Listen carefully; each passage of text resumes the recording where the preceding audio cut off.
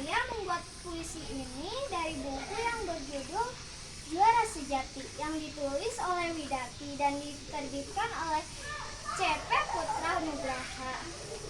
Selamat menyaksikan. Alena, sang juara sejati. Akulah sang juara. Aku giat belajar untuk membanggakan orang tuaku.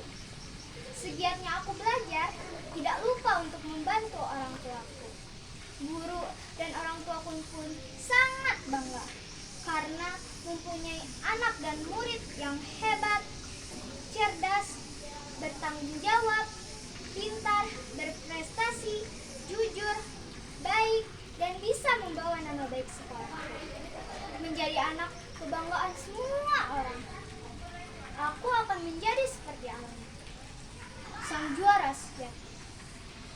Aku akan menggapai cita-citaku yang sangat tinggi dengan cara belajar yang rajin, bertanggung jawab, tidak pantang menyerah, dan harus selalu jujur.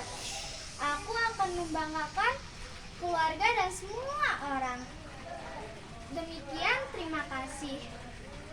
Hikmah yang bisa kita dapat dari puisi ini adalah kita harus selalu jujur dan berbakti kepada orang tua, karena ridho Allah adalah ridho orang tua. Jangan sia-siakan waktu, sungguh-sungguhlah dalam belajar agar cita-cita kita tercapai. Demikian, terima kasih. Wassalamualaikum warahmatullahi wabarakatuh.